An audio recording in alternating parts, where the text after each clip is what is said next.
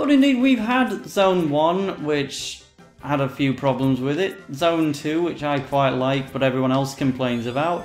So now, what they're gonna do is gonna take us out of the Frozen Factory altogether, and now we're just inside a massive casino. And it's like, well, how can you complain about the Frozen Factory world when some of it's not even set in ice, which you complain about so much?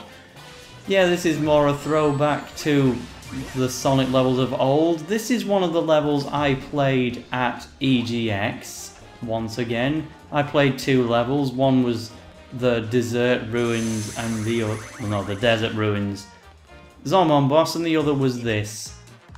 Now at EGX itself, I had a few problems with this level because now we're gonna play a round of Sonic Spinball. And I just thought that this was some kind of bonus game because, you know, there was an entire queue behind me waiting to play this game, and I thought I don't want to keep people waiting too much. To get past that pinball bit, you need to land in the bit of the middle. Sometimes I can do it really quickly like that, other times it takes me quite a while to do it. But at Eurogamer, I was struggling somewhat to get it to work, so I thought, right, I'm wasting everybody's time here. There's other people who want to play the game. I'm just gonna fail this little bonus game so that I can get back on with the real world, and then the person behind me can play the game. No, that was not a bonus game whatsoever. You were required to complete that pinball thing in order to move on to the second part of the level. It was my fault more so than the game's, but indeed I kind of wasted my chance to play the rest of this level, Spin Dash Sonic. Because I just thought that was some bonus game, but it wasn't. Not only are you collecting rings in this level, you're also collecting those silver casino chips. Every time you pass by a hole in the floor, you'll put the chips into the hole and they will convert into more rings or animals, not quite sure. Quite short when you get that bonus game. I keep calling it a bonus game, but it's not. It works better than the pachinko machine in Super Mario Sunshine, put it that way. And then we're almost at the end of Frozen Factory now. You only need 1,500 animals to unlock this one, so a lot less strict of a requirement. Let's have a look at it. Lose it, Snow Cone. The last time we met, you ruined my nail art. Now I have to reapply a whole new coat. Oh my gosh, are you serious? I am so sorry. Oh, well, in that case... Oh no, what I meant to say is, I'm so sorry that you have nothing more important to do in life. Oh, you're gonna pay for that! As soon as my nails dry. So quickly back onto the topic of reviews. If any of you have a few complaints of your own about Sonic Lost World, I would love to hear them because I've seen so many reviews and I'm still yet to see any sort of claim that I can really sympathise with, because the Sonic's too slow thing I think is wrong, because Spin Dash makes him go considerably faster, and the reviewers just don't seem to know that this exists. And the Mario Galaxy ripoff, it's okay to take some inspiration, and it's clearly got its own creative ideas that make it different, like, well, for starters, the fact that it's a Sonic game and you go really fast. Why am I struggling with this so much? Let them fire all their things, and then use the Y button kick to get past. It's not that hard. But, yeah. Like, so I don't think the Mario Galaxy thing is a valid claim. I'm gonna get a game over at this rate. I don't think the speed thing is a legit claim, because you can spin dash, and Frozen Factory, I don't think, like, it is a small complaint with the game, but don't base your entire criticisms off it, because I'm still left completely confused by reviews of this game, because they all just really seem to dislike it. And they all offer very few points as to what's wrong with it, and the few points they do offer, I disagree with them all, so I'd love a bit of insight from you guys. Like, especially you, Draciante. I talk to you all the time. asking, what is actually wrong with it then? Why do you hate it so much? And he just keeps saying, oh, it's too slow, it's too slow. I'm just thinking, well, use the spin dash then. Get good at the game and then you'll be able to use spin dash for a proper speed run. And there's literally no other complaints I can think of, but that's the last. Well, I mean, I can understand some people disliking the story, but you know, it's personal taste. I think it's just a laugh, and I think the clichédness of the Deadly Six, it's just funny. But that's enough repeating myself. I obviously cannot spin dash on these. You're kidding, right? There was a spring at every part of that edge, but there was just one little gap where there was no springs. Okay, that was cheeky. I'm falling for it again! Oh dear. Oh, did you see that thing behind me? That thing was a wing. Now you may notice that modern 2D and 3D Mario games, there's a lot more younger children playing them these days. Okay, don't jump there.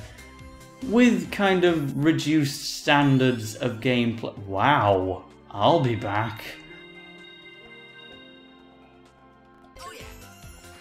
Yeah, just kids of today are worse at video games than kids of the olden days are, so games need to be made easier for them, and wow, I'm still falling for it. Yeah, in the new Super Mario Bros. Games, if you failed a level so many times in a row, then they would give you a power-up which basically made you invincible and give you stuff like unlimited flight. They'd just make it so you could cheat the level and beat them easily. And Sonic Lost World, obviously they wanted children to buy this game, but they've still made it hard enough for Sonic purists to have a good time. In fact, the last world of this game is, I would say it's, you know, pretty hard. Just outright say it. It's challenging. And it's kind of out of the standards of kids today. So what they needed to do was add an equivalent to what modern Mario games have. So they introduced, don't believe this, they introduced the wing, and if you die a certain amount of times, then you can hit it.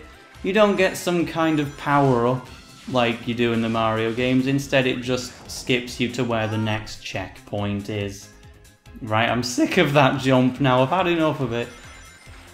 Indeed, it is actually a small problem I have with the game. After giving everybody an open invitation to criticize the game and come up with points that the reviewers always fail to mention. But yeah, it was an important feature to have, because children need to be able to say, "Mummy, I beat Sonic Lost World," without actually beating every single level, because the game is too hard for them, really. But the power-up, sometimes it's in the way of an actual jump, and I will find myself accidentally jumping into the wing power-up when I didn't want it, and I'll find myself skipping part of the level when I was actually just trying to beat it normally. That is something that happened to me a lot during my first playthrough, but I'll try and make it not happen in this Let's Play. I need some... Oh, I do have enough ring. I was really trying to hide from that guy. Still failed. Spin dash to break through it all at high speed. Avoid the oil slicks. Somebody tell a poor country there's loads in this frozen factory. Oh, I love just shattering up all these ice blocks. These ice blocks can be a bit annoying because it's very easy to wall cling to them without you really wanting to. But, oh no! He doesn't have a typical crush thing like Mario does. He just has the retro Sonic death animation when he gets crushed in this game. But once we get past this bit, it should be the home stretch to the fight with Zeena, the sexist, stupid girl. Oh, I don't have anything better to do with my life. I feel so sorry. Why am I just quoting the cutscene? You all saw it. I'm not even quoting it correctly. Get the timing right, Sonic. You don't want to get crushed again. Nice one. I'm so used to... because Sonic's my main in Smash 4, I'm used to being able to jump out of the spin dash. And in this game, it's not quite as easy as that. You need to be able to wait a bit before you're able to jump out of the spin dash, and I'm thoroughly messing it up. But something else I want to talk about, actually. This is the first video I've recorded after moving out of my mum's house. So I've moved to my university residence in Middlesbrough now. Moved in with my girlfriend Rencudia, and as a little celebration thing for getting this whole new pad, which I really like, I decided to completely go overboard with the TV that I'd get for this place. I got a 48-inch curved Samsung 1080p TV. I just thought, why not, eh? Let's celebrate. So this is my first time playing Sonic Lost World in 1080p. I used to just have to play it on a very small 720p TV, and oh god, it's so beautiful in 1080p. I'm absolutely loving just staring at the game. It's beautiful, and on such a big screen as well. But anyway, I should stop bragging, because there's some people out there who don't even have a television in their bedroom, never mind having their own curved TV, especially students. But yeah, I also recently played Smash Wii U in 1080p for the first time, and I can't believe how good it... See, I used to get a bit sick of Gower Plane Omega, just run forwards on these things to make them go up. Like, Gower Plane from Xenoblade Chronicles was always the single most popular Omega form of a stage, and I just thought, okay, yeah, it's got really good music, it's quite pretty, but don't you think we've played it enough now? Like, should we play on a different Omega? But now that I've seen it in 1080p on a big curved screen like this, oh god, I can totally understand why you're all playing on it so much. It looks beautiful. So does the, you know, Windy Hill Zone stage, and that looks quite beautiful. You need to be facing left on... No matter which of these screws you're on, you need to be facing the left to actually make them turn, because that's the way that the things are facing, you know. Sorry for my lack of technicality. If you stop holding the run button, then you can just jump off to get that red ring. You need to be running to actually make these things spin. Admittedly, this is one gimmick that they've kind of taken from Super Mario Galaxy and translated it into 2D, but it's only in this level, so I can forgive it. It's not that fun. Yeah, the more I play this world, the more I realise it really is the weakest. The first one requires quite a lot of brain power and getting lost in order to complete it. The Snowball, I like it, but I guess I can understand why people don't. The third one, no real complaints at all, apart from the fact that the pinball thing can be hard to beat sometimes. And it wasted my play session on the game. What on earth? It wasted my trial session on Sonic Lost World at Eurogamer because I just wasted all my lives trying to get past that thing. Go really fast, Sonic. Don't mess this up now. That's more like it. I'll just ignore that red ring if you don't mind. Don't spin dash. You know very well that's not going to work. And this one, the cogs aren't great, but it's still a decent level on the whole. The boss battle we're getting into now isn't particularly challenging. No, you wouldn't hurt a lady, would you? And Zeena is probably the most hated member of the Deadly Six, but I still like her. She's got this kind of wrecking ball. I'm not going to make any more jokes about women and wrecking balls. She killed me! That's a game over, isn't it? Okay, I've got one more life, thankfully. If I mess this up, I've done a really bad job.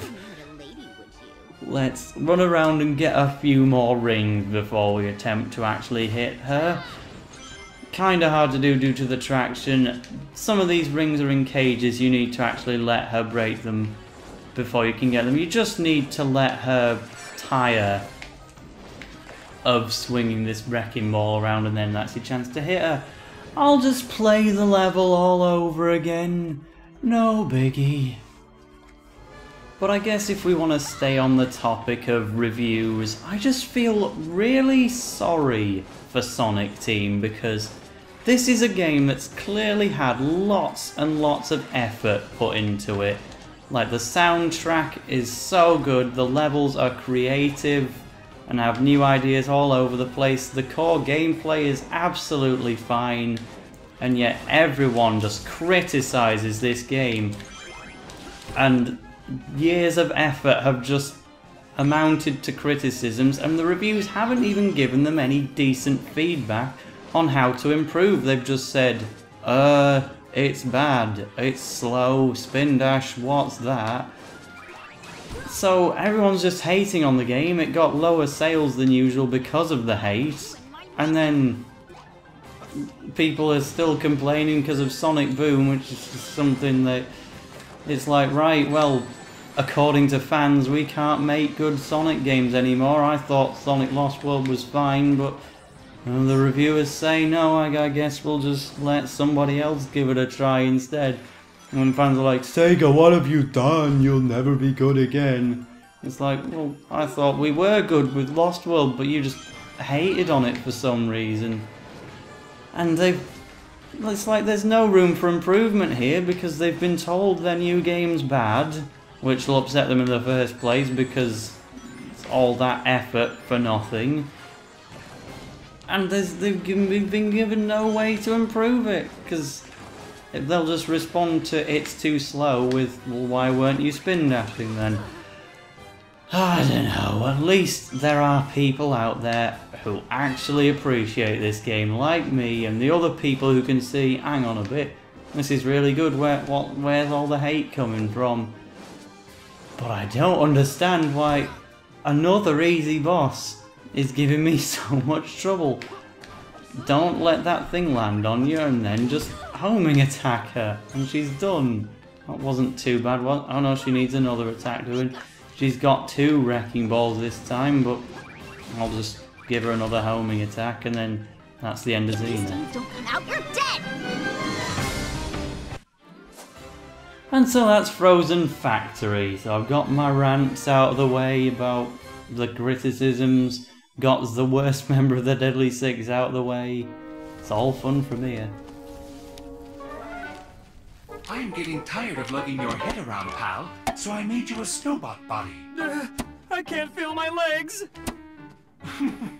Truly, your robots are a reflection of your genius, Dr. Eggman. But this does give me an idea. I think I know a way to cause the lost hex to implode using null gravity effects. We could destroy the Zeti in one quick stroke. And exterminate every living thing around them. Are you out of your mind? Of course, there'd be some collateral damage, but... Collateral damage? What kind of monster? Tails!